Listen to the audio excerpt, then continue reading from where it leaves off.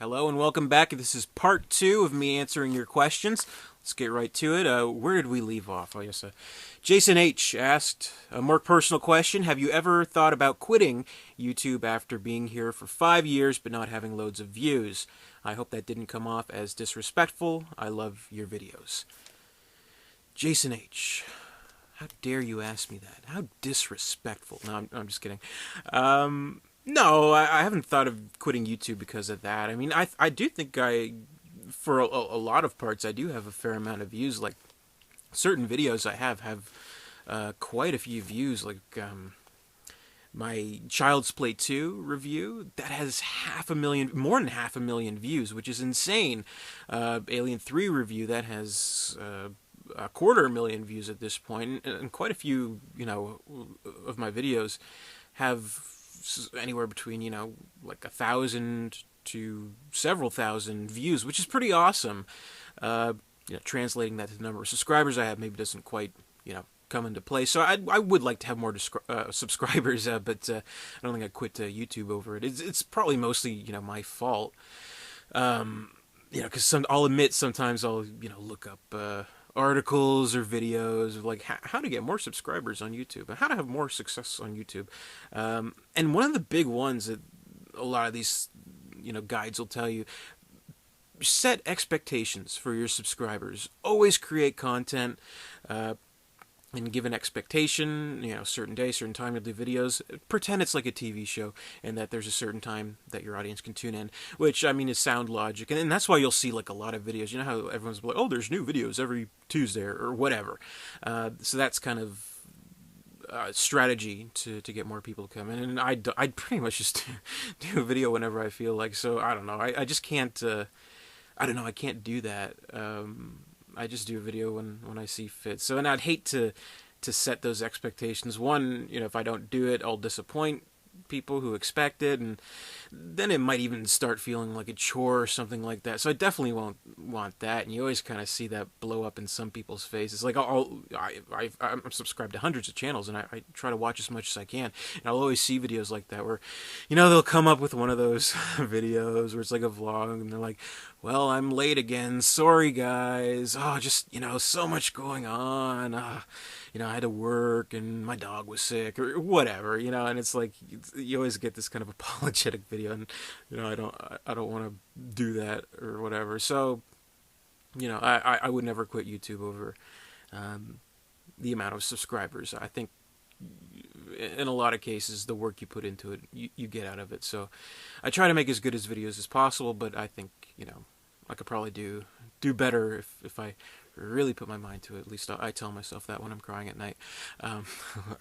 But one thing that does make me want to quit YouTube is the fucking copyright shit. Like, it is so bad because it's not really, I don't know, run in a way that is fair. Like, if you get your copyright strikes, there's pretty much nothing you can do. If you get 3, then you're done. You can't get your channel back. And that's happened to me before, and that's just the worst fucking thing ever.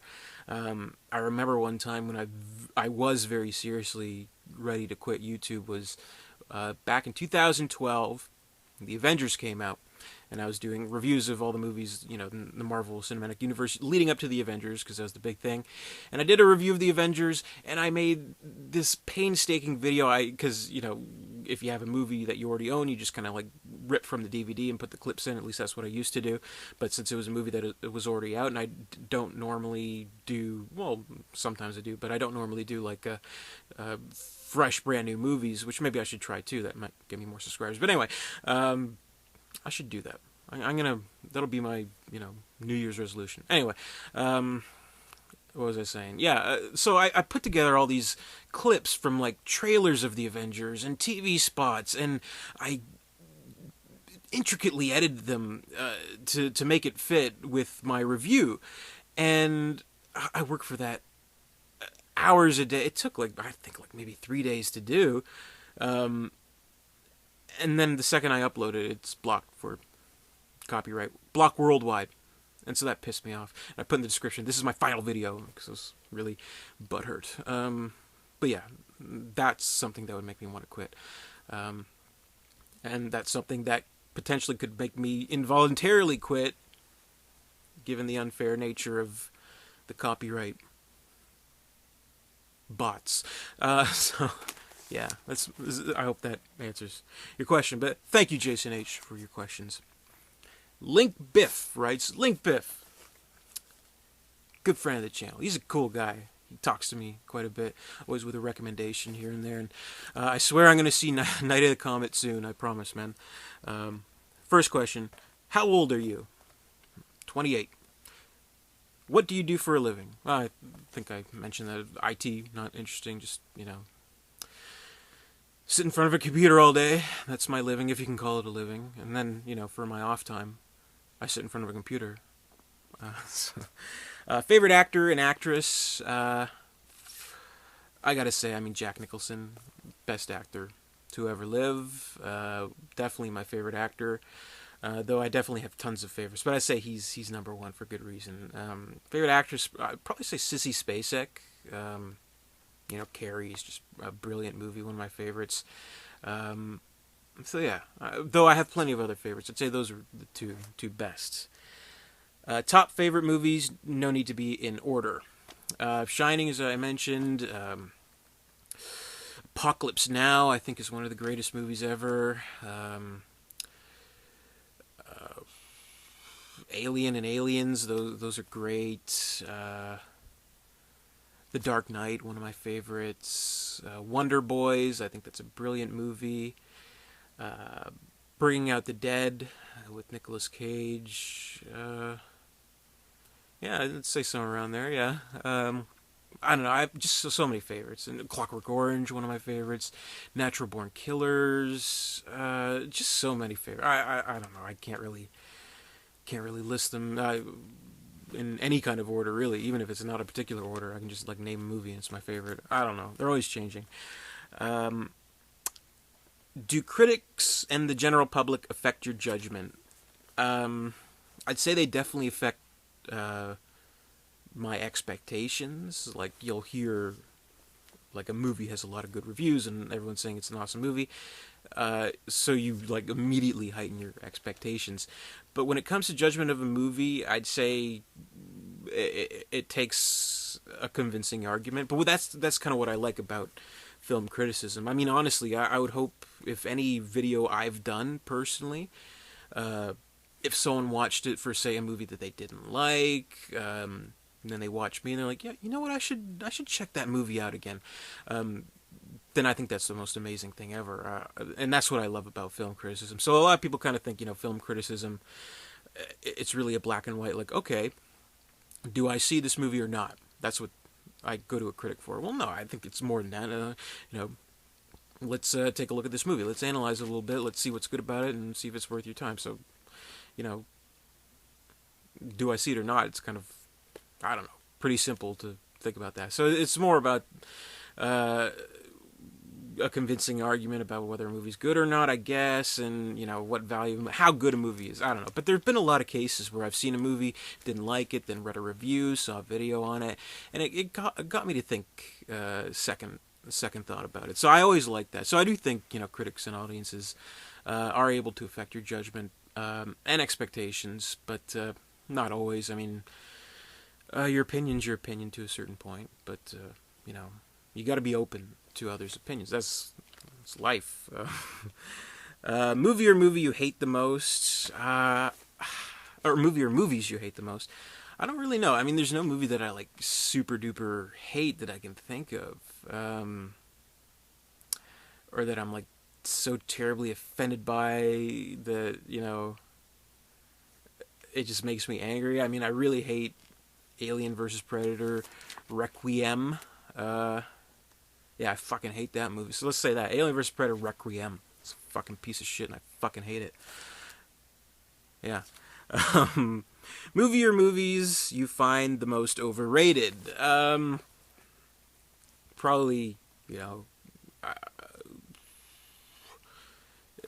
on a large scale, maybe Gladiator. I know, I love Ridley Scott, and that's the weirdest thing. But I know there are, some people that have spoken out in the last couple of years, Gladiator's not that good. But then there's like some people, they're like, this is what I don't understand. And I've tried to watch this movie and tried to like it so many times, and like honestly, I just like start falling asleep while watching it. Um, like people be like, "This is my favorite movie. This is my favorite movie of all time. This is what got me into movies." And I'm like, really? Seriously? It's so stupid.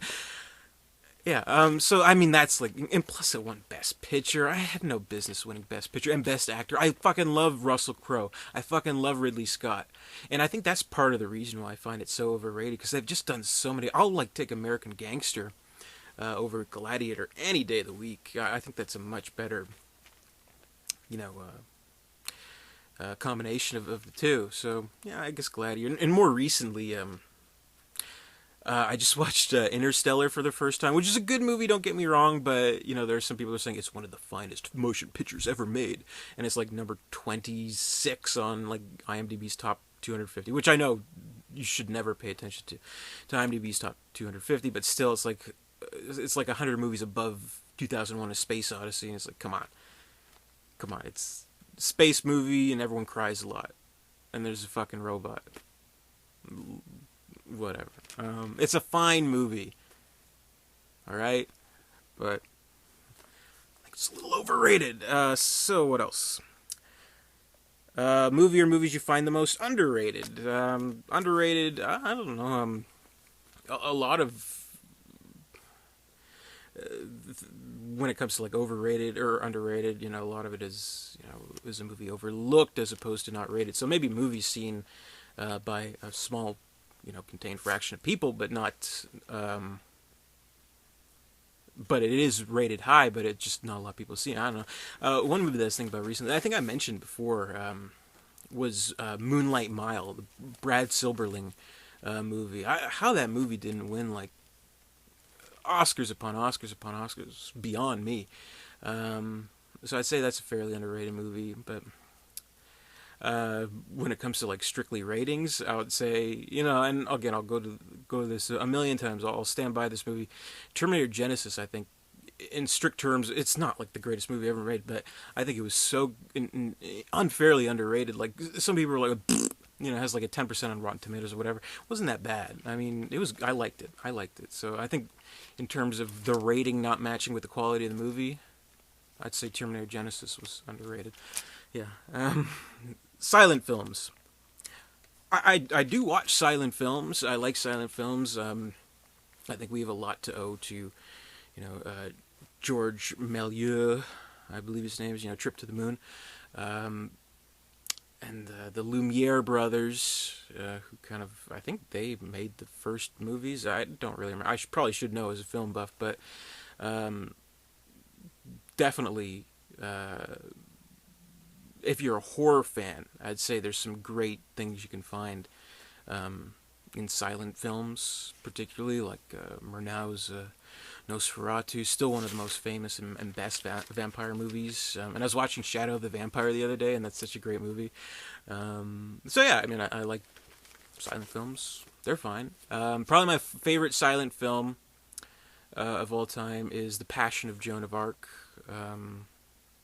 with the Falconetti as Joan of Arc. I think that's a brilliant, scarring, unforgettable, ingenious piece of work. And even better to think that the movie was lost for decades, but then randomly they found a print of it in an insane asylum, and then it was restored and brought to Criterion and all that stuff. So, yeah, I think that's kind of cool.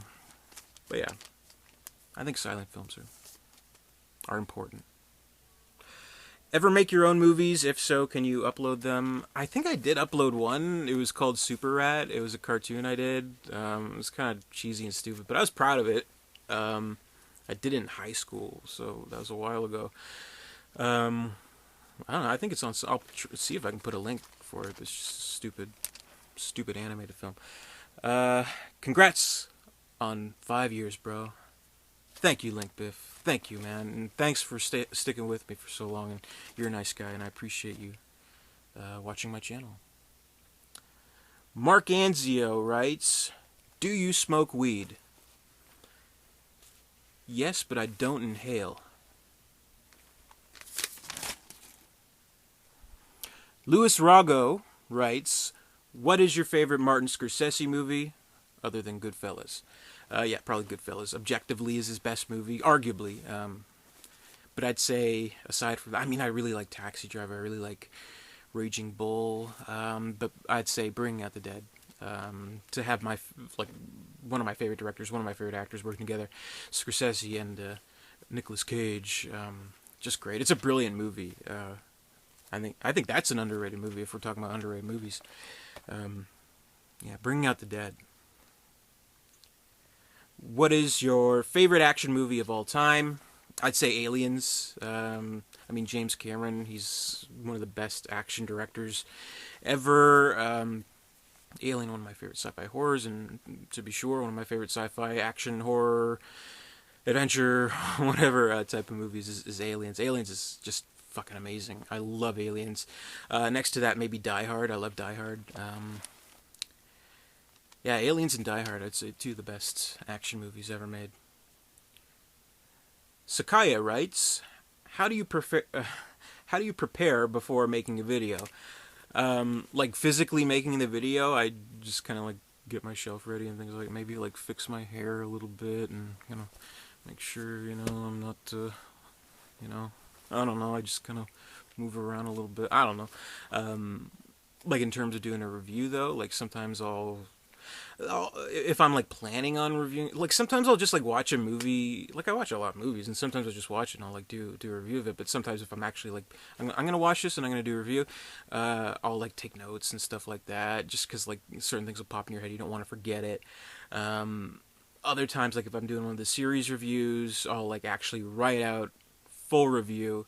Then like read off it when I do the video. So preparation kind of depends. Other times I just I'm like, okay, I just watched this movie. I'm gonna get in front of the camera. I'm gonna talk about it, and whatever happens, happens. So that's pretty much it. How do you choose which movies to review next? Again, kind of random. If I'm just watching a movie, I'm like, I want to talk about this, and that's one of the things that I like to do on my channel because so many movie reviewers. They focus on the new movies.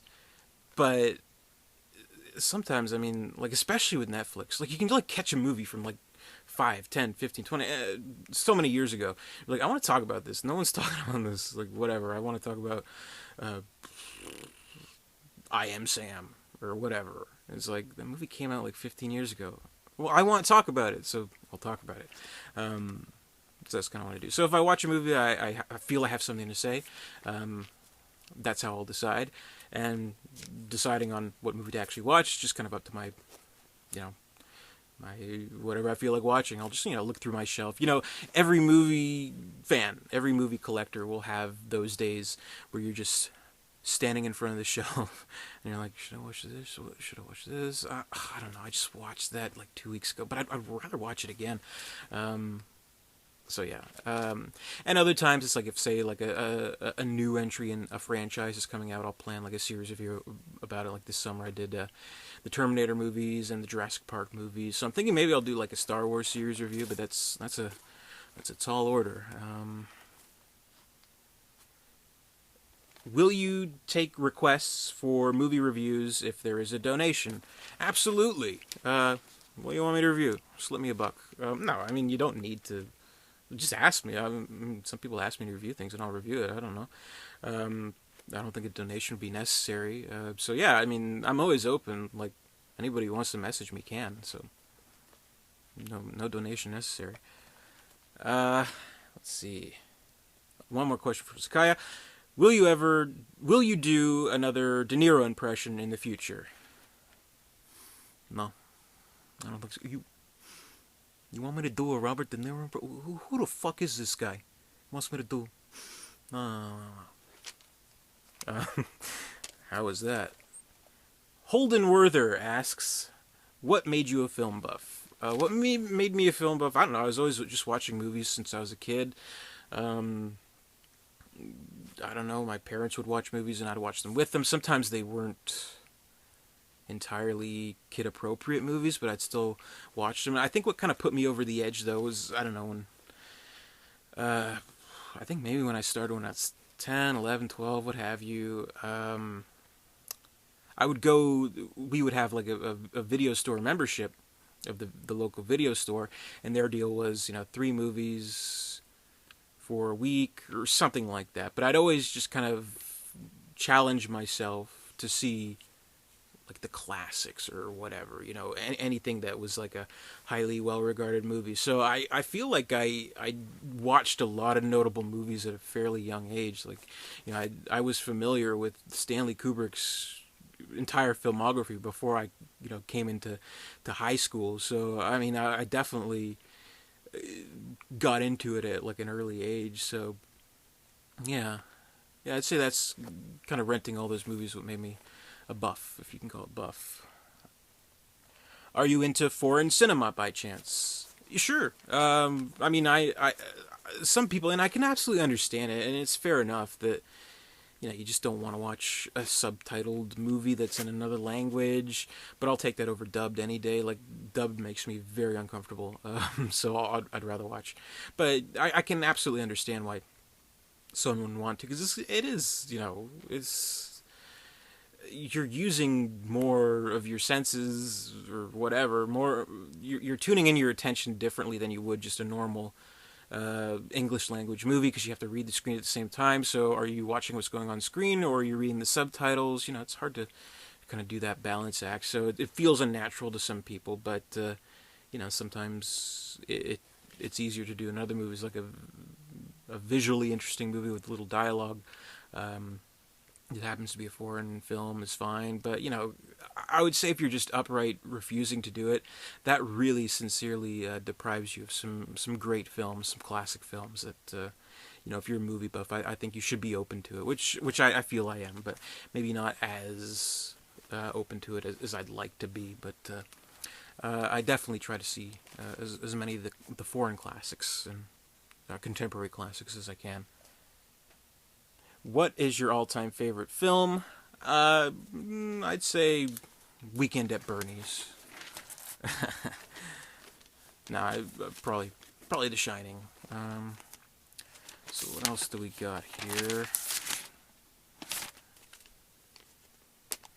Okay. Slacker 101 writes, what's the golden age of The Simpsons? This is a very specific answer that I have to give. And the golden age of The Simpsons is seasons 1 through 8.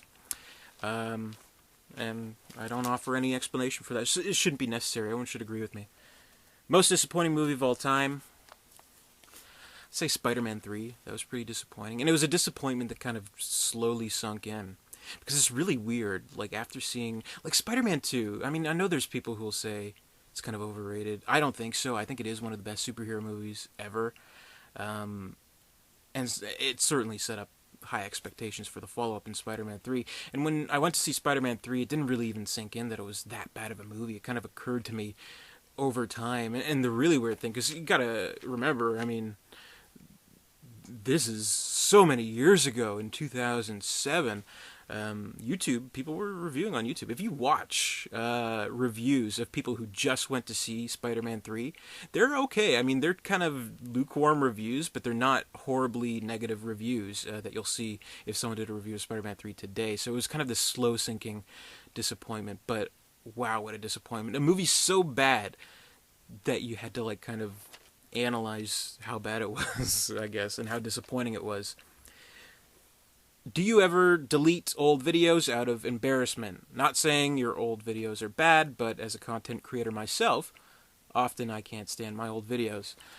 No, not out of, well, maybe, I don't know. Like, some of my old videos aren't great, but I like to kind of keep them on hand because, I think, oh, this is how I felt about this certain movie and how I conveyed my thoughts at this certain time in my life. But if I could, let's say this. If I could take back one thing from all the reviews I could ever done, in my review of the Halloween series, I have this goatee, and I'm wearing this fucking hat for some reason, and I look like a fucking douchebag. That'd be one thing I would take back. Please don't even try to look up those videos. What's the most overrated movie of all time? Uh, Probably say, yeah, Gladiator. Well, I talked about that. Gladiator. Are you an introvert or an extrovert?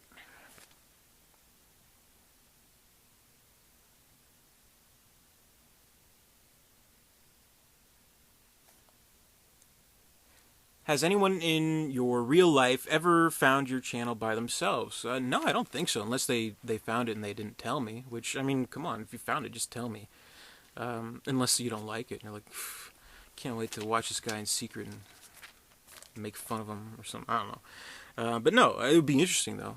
If like I only have 2,000 subscribers. If say I become a YouTube sensation overnight or whatever, and then I get more subscribers, maybe someone I know will find me. I don't know. Whatever. Tanner Dekima writes, "Are you into any sports?" Not really. I'd like to be, because like there's you can obsess over sports as much or if not more than you could with movies and things like that, player stats and historic moments in sports and things like that. But I don't know, like I just that would seem like too much effort at this point. If it doesn't happen naturally, you got to like make an effort for it. And I feel bad as a Canadian. I feel like I should be more into hockey, but I'm not. I don't have anything against sports, but I just can't. I can't do it. Same reason I can't get into Doctor Who. It was just at this point I'm not already there, so it would just be too much effort to try. What else we got here?